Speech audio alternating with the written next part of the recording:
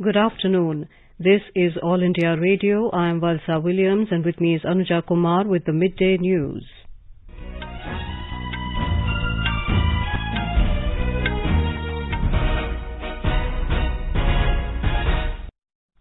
The headlines. Prime Minister Narendra Modi and Russian President Vladimir Putin to hold Indo-Russia Annual Summit in New Delhi this evening. India and Russia first ever 2+2 Ministerial Dialogue underway in New Delhi. Terrorism, situation in Afghanistan, maritime security and ASEAN are on the agenda. Union Home Minister Amit Shah to make a statement in Parliament later this afternoon on the firing incident in Nagaland.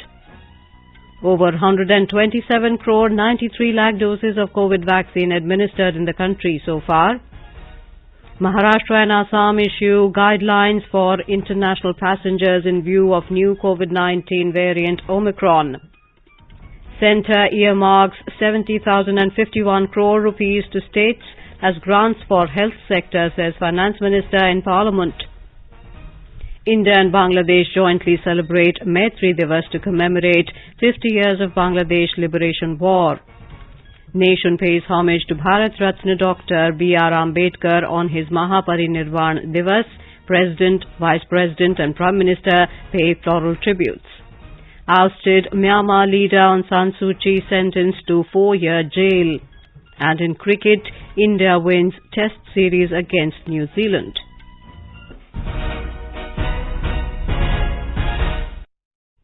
As India marches towards administering 150 crore vaccine doses against COVID-19, news about the new corona variant is a cause for concern. In this situation, we appeal to our listeners to get fully vaccinated at the earliest and help others get vaccinated. Please continue to follow these 3 simple steps to stay safe. Wear a face mask, maintain 2 gaz ki duri for social distancing, focus on hand and face hygiene. For any COVID-related information and guidance, contact national helpline numbers 011-2397-8046 and 1075. And now the news. Prime Minister Narendra Modi and Russian President Vladimir Putin is going to hold Indo-Russia Annual Summit in New Delhi this evening. Russian President Vladimir Putin will be arriving in New Delhi later this afternoon on an official visit to India for the 21st Indo-Russia Annual Summit with Prime Minister Narendra Modi. Both the leaders will review the state and prospects of bilateral relations and discuss ways to further strengthen the strategic partnership between the 2 countries. The summit will be an opportunity to exchange views on regional, multilateral and international issues of mutual interest. Both leaders will also hold one-on-one talks. The annual summit meeting between India and Russia is the highest institutionalized dialogue mechanism in the strategic partnership between India and Russia. So far, 20 annual summit meetings have taken place alternately in India and Russia. The first ever Indo-Russia 2+2 Ministerial Dialogue is underway in New Delhi. Defence Minister Rajnath Singh and External Affairs Minister Dr. S. Jaishankar are representing the Indian side in the 2+2 dialogue, and the Russian side is being represented by their Foreign Affairs Minister and Defence Minister. In his opening remarks at the dialogue, Defence Minister Rajnath Singh said this is a historic day in bilateral relations. He said India-Russia defence cooperation have progressed in an unprecedented manner in recent times. He hoped that Russia will remain a major partner for India. Russia will remain a major partner for India. We proposed greater engagements in Central Asia and the Indian Ocean region. India is a continuation of the vast Eurasian landmass and at the same time central in the enormous Indian Ocean region. We are optimistic about Russia's cooperation in all the domains. Dr. Jaishankar said in his opening remarks that Indo-Russia ties have been time-tested in a world that has changed so much and have been exceptionally steady. He said the dialogue is a suitable platform to discuss political military issues of mutual interest. Despite the challenges of the COVID-19 pandemic, Prime Minister Modi and President Putin have held 2 conversations this year. They have taken part in the virtual summits of the BRICS and the SCO, and we've had some exchanges of physical visits. The Secretary of your Security Council was here. Our Minister of Petroleum and Natural Gas had visited Russia. The Minister of Steel had been there, and these have all been really very, very productive. That our discussions today would be very fruitful, and we will be contributing to the outcomes in the summit. The External Affairs Minister said discussions today will address the emergence of multipolarity and rebalancing. Issues including terrorism, the situation in Afghanistan, maritime security and ASEAN will also be discussed. Ahead of the dialogue, Dr. Jaishankar held a meeting with Russian Foreign Affairs Minister Sergey Lavrov. Dr. Jaishankar said this is his fourth meeting this year with Mr. Lavrov. He said this is symbolic of the special and privileged strategic partnership between India and Russia. Meanwhile, Defence Minister Rajnath Singh also held a meeting with his Russian counterpart Sergey Shoigu. A number of agreements were signed pertaining to small arms and military cooperation. The minister said India deeply appreciates Russia's strong support and hopes that bilateral cooperation will bring peace, prosperity and stability to the entire region. Today, India marks 50 years of recognizing an independent sovereign Bangladesh. In a tweet, Prime Minister Narendra Modi said India and Bangladesh are commemorating the Maitri Divas today. He said he looks forward to continue working with his Bangladesh counterpart Sheikh Hasina to further expand and deepen bilateral ties. Our correspondent reports India was one of the first countries to establish bilateral diplomatic ties with Bangladesh on 6th of December 1971. India-Bangladesh Maitri, which was forged in shared martyrdom during the Liberation War, has traversed a 50-year journey towards scripting a golden chapter in bilateral relations. Union Home Minister Amit Shah is scheduled to make a statement on the firing incident in Nagaland in the post-lunch session in Parliament today. The firing incident in Nagaland was raised in both the Houses of Parliament. In the Lok Sabha, member from Nagaland, Mr. Tokeho Yepthomi of the NDDP raised the issue as a matter of urgent public importance. He said the lives of innocent people have been snuffed out due to the unfortunate firing by security personnel. Congress MP Gaurav Gogoi said proper compensation to the affected families must be announced by the centre. Union Finance Minister Nirmala Sitharaman said the CBI is monitoring potential losses in initial public offer IPOs. Replying to questions in the Lok Sabha, Ms. Sitharaman said the NSE and BSE trading platforms are declared as critical infrastructure and that they are being digitally safeguarded from cyber attacks.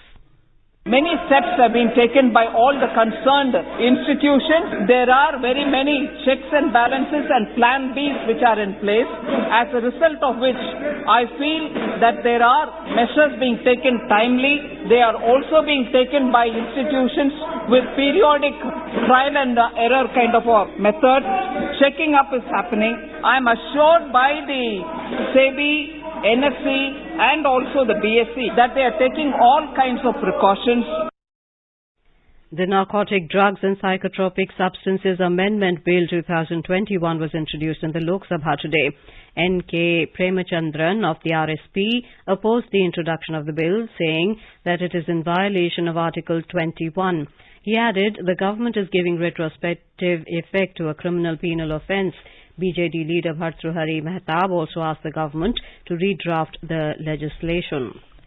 Tribal Affairs Minister Arjun Munda said the Home Ministry is currently working on implementing tribal advisory councils in Jammu and Kashmir. Replying to questions in the Lok Sabha, Mr. Munda said Tribes Advisory Council have been constituted in 10 states, having scheduled areas, namely Andhra Pradesh, Telangana, Chhattisgarh, Gujarat, Himachal Pradesh, Jharkhand, Madhya Pradesh, Maharashtra, Odisha and Rajasthan. You are listening to the Midday News on All India Radio. A reminder of the headlines before we move on. Prime Minister Narendra Modi and Russian President Vladimir Putin to hold India-Russia Annual Summit in New Delhi this evening. India and Russia first ever 2+2 Ministerial Dialogue underway in New Delhi.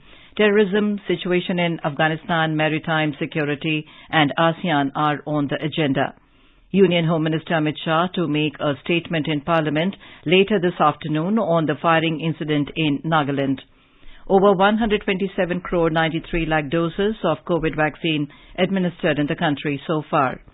Maharashtra and Assam issue guidelines for international passengers in view of new COVID-19 variant Omicron. Centre earmarks 70,051 crore rupees to states as grants for health sector, says Finance Minister in Parliament. India and Bangladesh jointly celebrate Maitri Divas to commemorate 50 years of the Bangladesh Liberation War. Nation pays homage to Bharat Ratna Dr. B.R. Ambedkar on his Mahaparinirvan Divas. President, Vice President and Prime Minister pay floral tributes. Ousted Myanmar leader Aung San Suu Kyi sentenced to 4-year jail. And in cricket, India wins Test series against New Zealand. For quick news updates round the clock, follow us on our Twitter handle @AIR News Alerts. चलो मिलकर एक शुरुआत करें, चलो एक फैसला आज करें, मास्क नहीं तो टोकेंगे, कोरोना को रोकेंगे, चलो एक इरादा करते हैं, चलो कुछ वादा करते हैं, मास्क नहीं तो टोकेंगे, कोरोना को रोकेंगे. Welcome back to the Midday News. Union Finance Minister Nirmala Sitharaman told the Lok Sabha that the centre has earmarked 70,051 crore rupees to be allocated to all the states over a period of 5 years as health sector grants. During question hour, she said the allocation is being made as per the recommendation of the 15th Finance Commission to augment health infrastructure across the country. Ms. Sitharaman said the centre has released 13,000 crore rupees for the first year in a single instalment upfront, though the Finance Commission recommendation permits the disbursal in 2 installments. We have news just in. The Rajya Sabha has been adjourned till 3 p.m. Prime Minister Narendra Modi has expressed happiness over India's vaccination drive crossing another important milestone. Over 50% of the eligible population are now fully vaccinated in India. In response to a tweet by Minister of Health and Family Welfare Dr. Mansukh Mandavia, Mr. Modi said it is important to keep this momentum to strengthen the fight against coronavirus. The Prime Minister has urged people to keep following all other COVID-19 related protocols, including masking up and social distancing. Over 127 crore 93 lakh doses of COVID vaccine have been administered in the country so far under the nationwide vaccination drive. The Union Health Ministry said more than 24 lakh vaccine doses were administered in the last 24 hours. The ministry said 8,834 COVID patients recovered during the last 24 hours and the national recovery rate stands at 98.35%. Till now, more than 3 crore 40 lakh 69,000 people have recovered from COVID-19. The country reported 8,306 new COVID cases in last 24 hours. Currently, India's active caseload is around 98,000. Presently, the active cases constitute 0.28% of the country's total positive cases, which is the lowest since March last year. The ministry said the testing capacity across the country is being expanded and more than 64 crore 82 lakh COVID-19 tests have been conducted so far.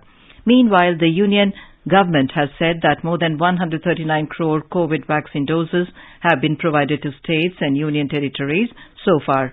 Health Ministry today said that over 21 crore 6 lakh unutilized vaccine doses are still available with the states and UTs to be administered. Health Minister Mansukh Mandavia reviewed RT-PCR testing facilities for passengers coming from at-risk countries at the IGI airport in New Delhi. In a tweet, Mr. Mandavia said 35 rapid RT-PCR testing machines are functional within Terminal 3 at the airport. He said with this, passenger screening and testing time can be reduced to even 30 minutes. Talking exclusively to AIR News, Member Health in Niti Aayog Dr. V.K. Paul said getting vaccinated and taking precautions such as avoiding crowded spaces, keeping your distance from others and wearing a mask are crucial to protect oneself from the new variant. Omicron नया variant उसके कुछ cases Bharat में भी पाए गए हैं. इसके लिए एयरपोर्ट्स पे व्यवस्थाएं की गई. ओमिक्रॉन का मुकाबला करने के लिए भी 3 चीजें पहले भी जरूरी थी: वैक्सीनेशन, मास्क और अपने आप को बचाना और अपने आप को अलग रखना अगर हमें इन्फेक्शन होती है, और जल्दी से अपना इलाज कराना. ये आज भी जरूरी है. इनको अपनाइए.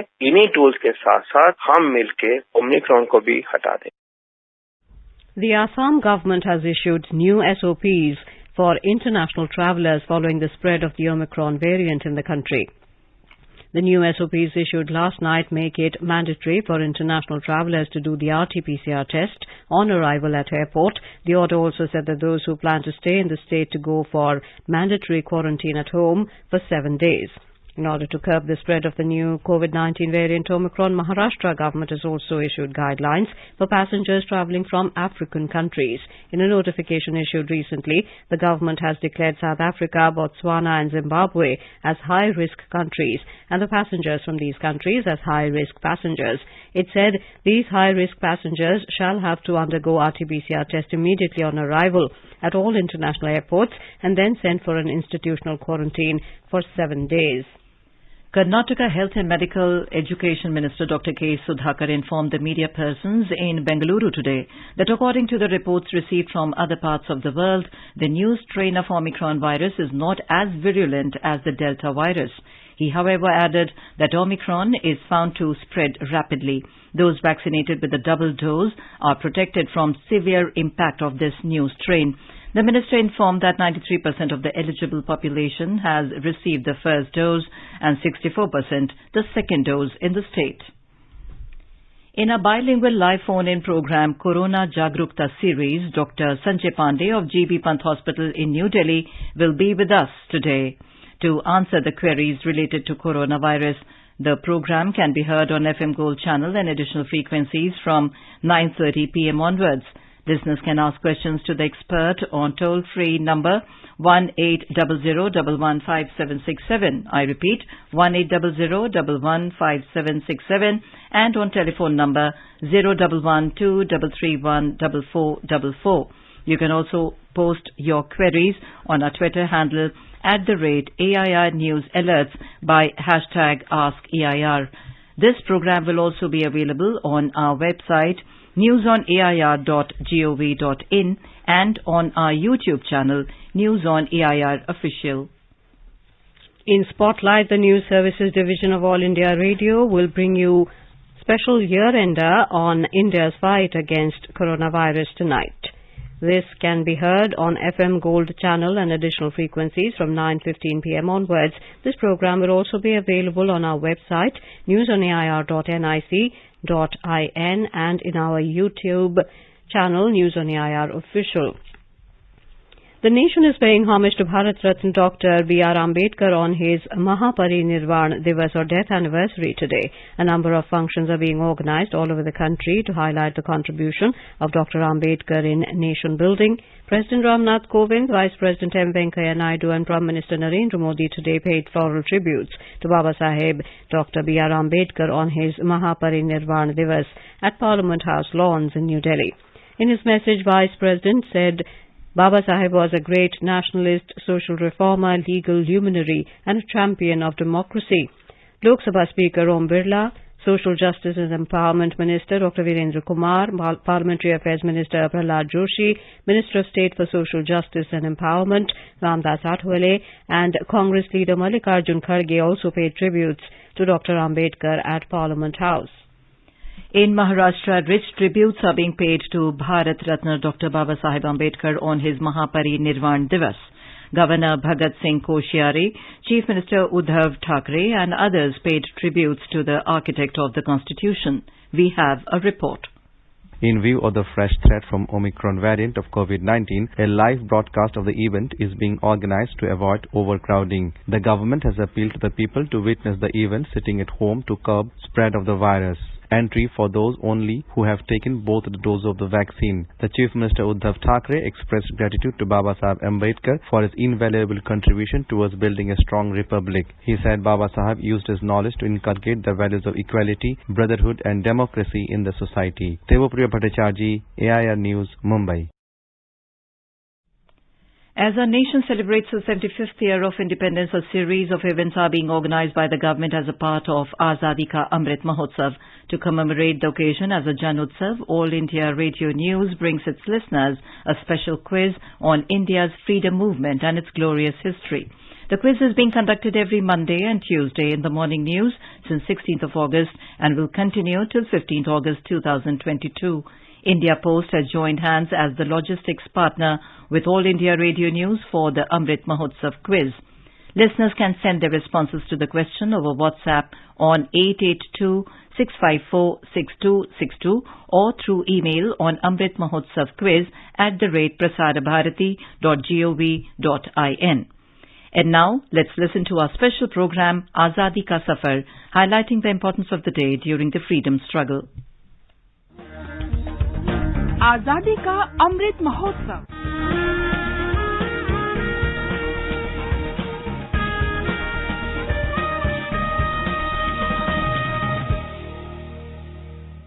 Azadi Ka Safar with AIR News. Birth of a Nation. India's glorious freedom struggle is one of the greatest struggles the modern world has ever witnessed. AIR News brings you a glimpse of the struggle every day. Today, on the 6th of December, we are remembering Bharat Ratna, Baba Saheb Dr. Bhim Rao Ambedkar on Mahaparinirvan Divas. The chief architect of the Indian Constitution, Baba Saheb, worked tirelessly throughout his life for creating an equitable and a strong India.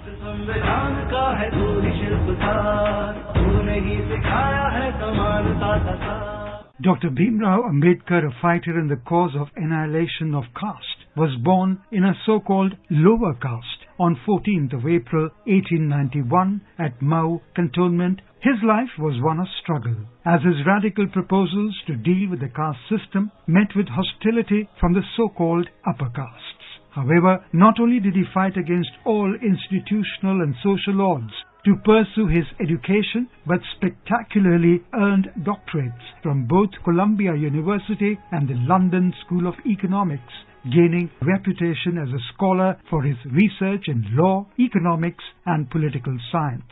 Upon India's independence on August 15, 1947, Baba Saheb served as the nation's first law minister, and on August 29, he was appointed chairman of the Constitution Drafting Committee. He helped bring in many proposals and laws for social reformation and transformation of India.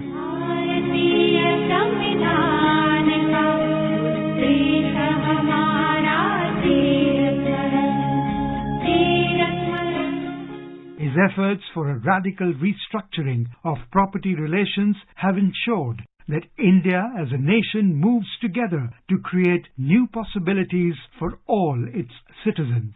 Speaking in Constituent Assembly on December 17, 1946, he shared his vision of united India. Our difficulty is not about the ultimate future.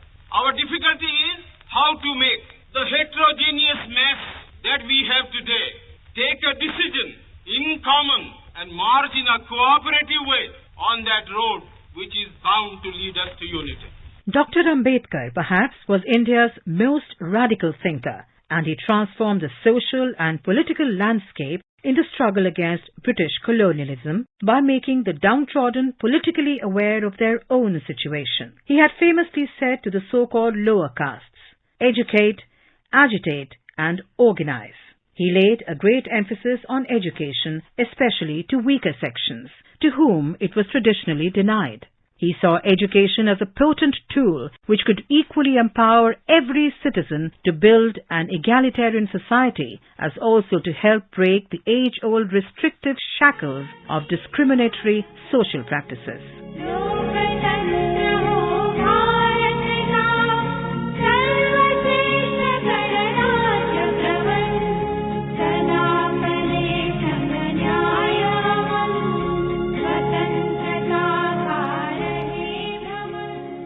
Baba Saheb was posthumously conferred Bharat Ratna, India's highest civilian award, in 1990 for his immense contribution in formation of the idea of modern India. We are forever indebted to Baba Saheb, whose values we cherish by following our constitution.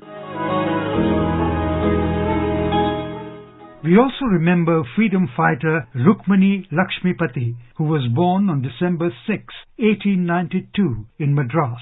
She is well known for her participation in Salt Satyagraha of 1930 in Vedaranyam of Madras Presidency, for which she was jailed for a year, becoming the first female prisoner in the Salt Satyagraha movement. Lakshmipati was heavily influenced by leaders like Mahatma Gandhi, C. Rajagopalachari and Sarojini Naidu.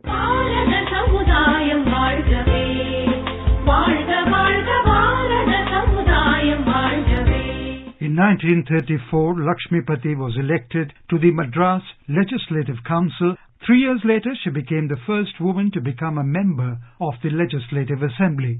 In 1946, Lakshmipati served as Minister of Health in the Madras Presidency Cabinet, becoming the first woman minister in the state. She died on the 6th of August, 1951. In 1997, the Government of India issued a postage stamp in her honor. We salute this great Satyagrahi. That brings us to the end of this episode of Azadi Ka Safar with AIR News. See you in the next episode tomorrow.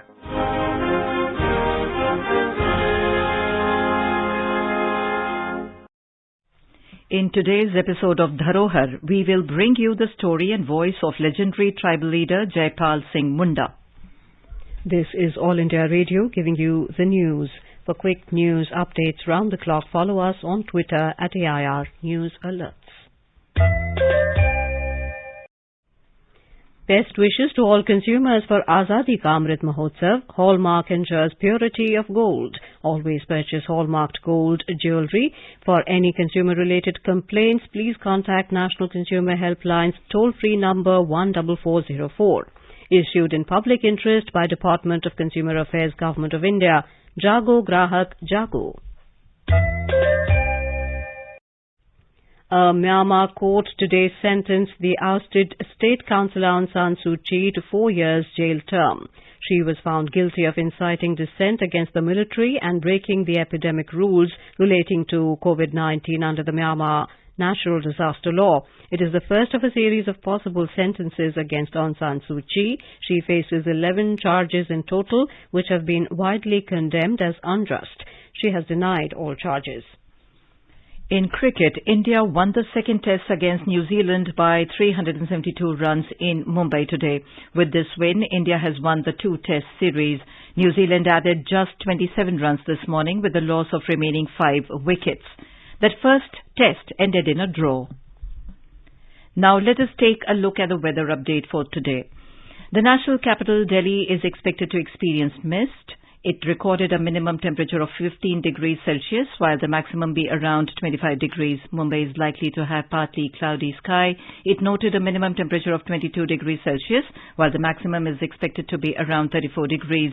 Chennai is also likely to be partly cloudy sky. There will be not much change in temperature as it will vary between 24 and 34 degrees Celsius. Kolkata will have generally cloudy sky with a few spells of rain or thunder showers. The city noted a minimum temperature of 20 degrees Celsius, while maximum is expected to be around 22 degrees. Gilgit will also experience rain or snow with temperature hovering between -3 and 14 degrees Celsius. And now, before we end the bulletin, the headlines once again. Prime Minister Narendra Modi and Russian President Vladimir Putin to hold Indo-Russia Annual Summit in New Delhi this evening. India and Russia first ever 2+2 Ministerial Dialogue underway in New Delhi. Terrorism, situation in Afghanistan, maritime security and ASEAN are on the agenda. Union Home Minister Amit Shah to make a statement in Parliament later this afternoon on the firing incident in Nagaland. Over 127 crore 93 lakh doses of COVID vaccine administered in the country so far. Maharashtra and Assam issue guidelines for international passengers in view of new COVID-19 variant Omicron. Centre earmarks 70,051 crore rupees to states as grants for health sector, says Finance Minister in Parliament. India and Bangladesh jointly celebrate Maitri Divas to commemorate 50 years of the Bangladesh Liberation War. Nation pays homage to Bharat Ratna Dr. B.R. Ambedkar on his Mahaparinirvan Divas. President, Vice President and Prime Minister pay floral tributes. Ousted Myanmar leader Aung San Suu Kyi sentenced to 4-year jail. And in cricket, India wins Test series against New Zealand. For details of these stories and more, log on to our website www.newsonair.gov.in and News on AIR app. And with that, we end the midday news.